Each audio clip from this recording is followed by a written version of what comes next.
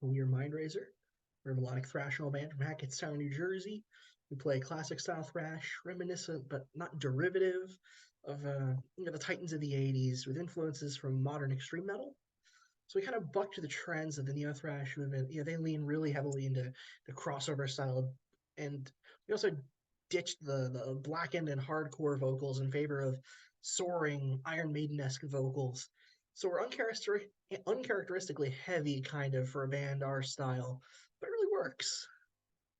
Um, the name Mindrazer refers to an extra dimensional being that gets its sustenance from knowledge extracted from the gray matter in a victim's brain through psionics and manipulation. A mind razor coaxes its victim into submission and engulfs the head with these facial tendrils or tentacles, whatever you want to call them, and bores into the skull and breaks it open with its teeth. You can see that on its, the mind razor's face kind of looks like a skull, and it's got these big sharp teeth.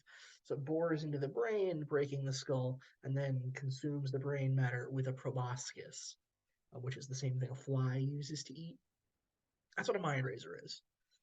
Some people mistakenly refer to a mind razor by a different name, but they'd be wrong. We know. We've met one. A Thing of Nightmares is the culmination of over half a decade of musical expression.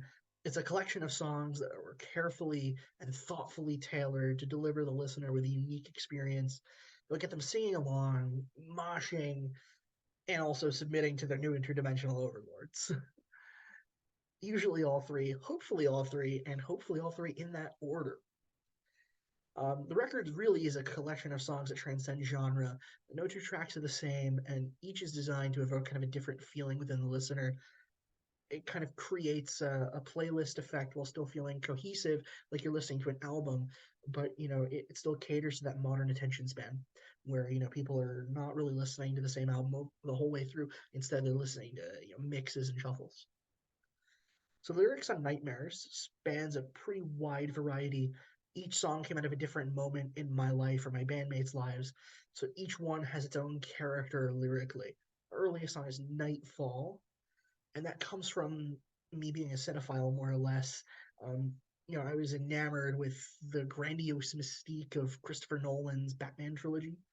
That song really digs deep into there, for as deep as you can go when you're writing a song as a 16, 17-year old. Entombed in Time, our single, deals with intrusive thoughts. Um, I get a lot of those. Sometimes I'll be sitting there and I'll just get an intrusive thought of something shameful or regret. And Entombed in Time is sort of how I deal with those things within my inner dialogue. It still deals with that like fantastical, esoteric stuff in the mind, but also I think the reason why people like it so much is it's so real and relatable. Like everyone has intrusive thoughts, at least I think they do. And everyone has to have their own way to deal with those things to get those nasty thoughts out of their head. And this is my way of dealing with it. Um, Better Dead, Left to Rot, and Suffer in Silence come from anger at culture, current events, politics, struggles, modern society. There's some lousy things going on right now and have been going on for the past, you know, decade or more. And there's a lot to talk about. so it gives so politics and culture gives us a lot of writing material, and that's kind of like a little punky of us, but we still like that fantastical mysticism. So we always try and incorporate some sort of symbolism or metaphor or allegory to kind of make it a little bit more not removed from reality, but still getting on that social issue while still giving you that kind of escapism we're looking for. Um, and then Crusader is kind of me channeling my inner Steve Harris. I'm telling a detailed account of a historical event, much like he did with Alexander the Great. So we go a really wide span of topics. So the album artwork depicts our mascot Howard feasting on a victim. Howard is the mind razor, as I described earlier. This art was actually the first depiction of Howard. We never had a drawing of him or a painting of him before. We had to sit on it for a while. We waited to release the thing, which was kind of funny because it is the earliest version of this character that we plaster over really everything we do. Everything that every other image of Howard came after this. The art was made by Amber Lute of Amber Images. She's a very talented artist and graphic designer from Westchester County, New York. Um, she's kind of our personal in-house artist, but she takes commissions. So bands out there, if you're looking to help someone out, give her a shot. She does a really good job, and she can kind of create something cohesive for you. And a lot of artists don't do that. So Misanthropic Records, our label, is a local DIY label out of East Hanover, New Jersey. We weren't the first band signed to the label, but we are the first band to release something on it. And just full disclosure, a few of us had a big deal in its creation. They do our distribution and printed our CDs. A few other local acts are signed to it or in negotiations with those guys to do so. We can't really talk about that because it isn't announced yet, but just to be clear, if it weren't for us, Misanthropic Records wouldn't exist. So Howard, as mentioned prior, is our extra dimensional mascot, and he eats the brains of people. So, from what we could gather with our communications with him, he kind of was shunned from his civilization for some kind of heresy, and then he came to Earth in search of some sort of cloning technology so he can propagate his own race of Mindrazers here on Earth. We kind of discovered him inadvertently when we were, going around Hackettstown in the woods. Um, One of our favorite spots for hiking is this cool little place called Ghost Lake. It's a real thing. You can look it up. This isn't some nonsense I'm making up for the story here. There's this little cave there they call the Fairy Hole, and we found him hiding in there. And it's not a very big cave, so it's kind of unfortunate that we were the first people to find him. Or maybe it's not so unfortunate we're the first people to find him because that might mean he hasn't eaten anybody aside from us. Well, he didn't eat us. I didn't say anything like that. He didn't eat us. We're totally real people, right? Don't worry. So we found him there, and then we negotiated with him, and he agreed to let us not become his slaves, in exchange for channeling his psionic powers through our music to create an army of followers to do his bidding. More or less, we're in cahoots with him under duress.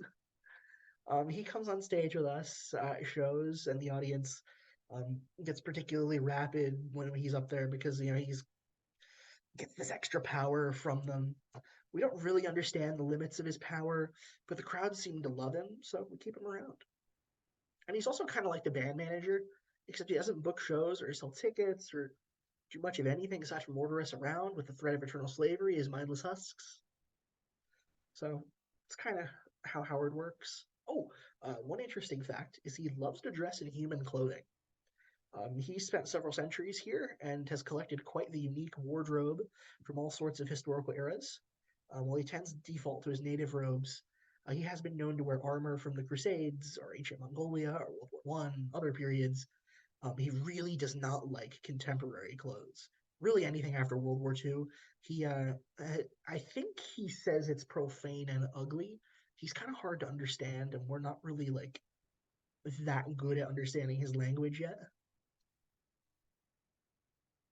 So we all have day jobs, and unfortunately, our generation of bands can't rely on music to generate a livable income due to shifts in the industry and accessibility that came with technology. So, to give you some insights on what we do for work, Vin works in the government dealing with public records. Brian works for a cookware company. Patrick is in grad school getting his master's degree, and I'm a lawyer. So, we all work hard, and through hard work comes the ability to invest in success. So we put all our efforts in, put some money aside, and try and keep Mindrazer going because being in a band is expensive. You need to buy merch, you need to buy recording time, you need to buy practice spaces, you need to maintain your gear, which costs money, let alone just buying it.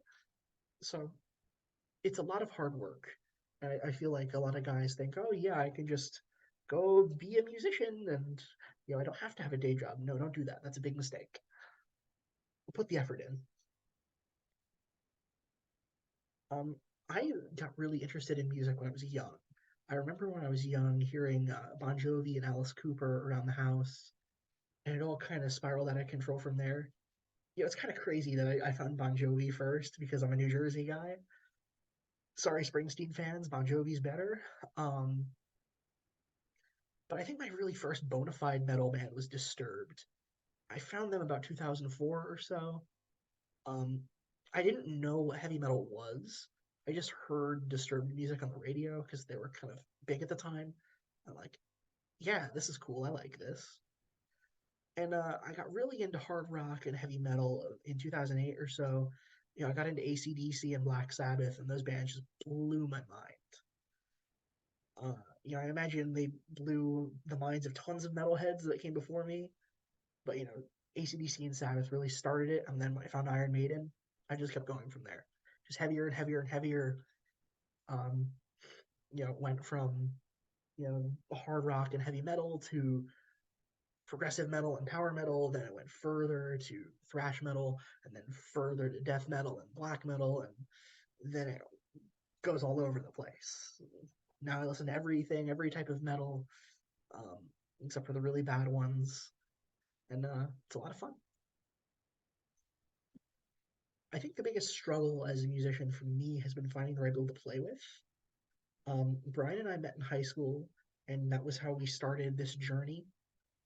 Even though it wasn't Mindrazer back then, you know, us meeting was the stars aligning because you know I played with other people before, and they weren't serious, they weren't talented, or they were talented and they didn't want to put in the effort to you know go to their full potential. So it was difficult to find the right crew, but you know, then I found Brian. Once you find a good drummer, you know, the world is your oyster. A good drummer is hard to come by. So having a good drummer as your closest friend is very useful if you're trying to start a band. And then along the way, Brian and I had a bunch of other people come in and out.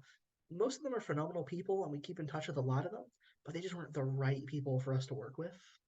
You know, I actually just saw a former member of Mindrazer today, and it was a great little reunion because I haven't seen him in a month or so. So that was really nice. We've never really had much of an angry departure. You know, we try and keep it very amicable. So everyone who has come in and out of the band, which is just a few people, I say this, but we don't let just anybody into the band. We're very picky. um, everyone, we're kind of big loving and friends and stuff like that, even if you're no longer with us. So the two or three guys who are in Mindrazer and then out, we still love those guys. It's great. But we have been super fortunate not to have any horror stories. I know that a lot of bands have had like, someone who is just way too into drugs or stole their equipment or got in a huge fight or we see that from time to time around the scene, and we've been really lucky. By and large, people who've jammed with us have been great players and great people. Some of them just couldn't commit, or just didn't have it in them to do the job, and that's just perfectly okay. And we love those guys, and it's a great thing. As far as non-metal, I would say most of us are pretty into Gypsy Kings. They're a French-born, Spanish-speaking band that plays, flamenco or salsa or remote. I don't know the correct word. Their guitar player is a wizard, a wizard. That guy can shred, and he like plays these crazy arpeggiated runs you'd hear from like Paul Gilbert, but he's doing it on a classical guitar with his fingers, and it sounds like if you gave him a super strat and a pick, he'd be just shredding. He'd be better than Ingve, but he's doing it in this classical guitar. The guy's a badass. So yeah, Gypsy Kings. We love that kind of stuff. Um, I think music as a whole has moved to play, or sorry, has moved to a playlist centric format as opposed to the album format. I know I mentioned this prior.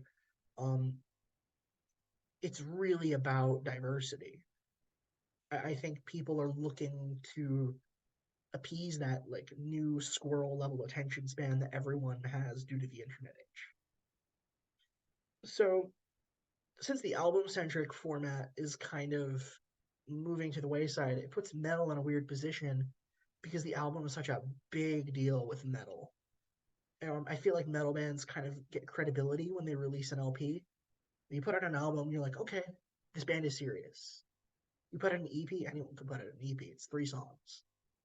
If you go out of your way to put out a well constructed album, that's like the moment you become like a real contender as a band.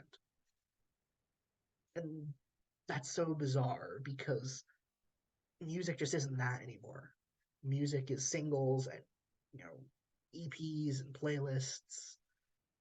So few people are really listening to albums. So I kind of think metal needs to adapt, and we're starting to see that with a lot of millennial and Gen Z bands that make a lot of albums that listen like playlists. We're doing that, and I think a lot of bands in our local scene are doing that.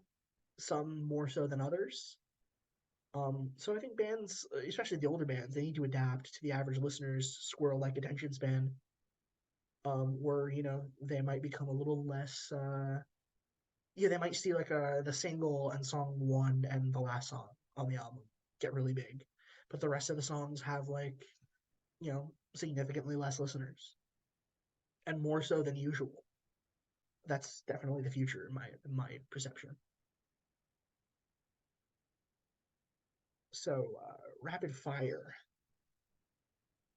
I like guitar shredding and blast beats. They are both essential to the genre.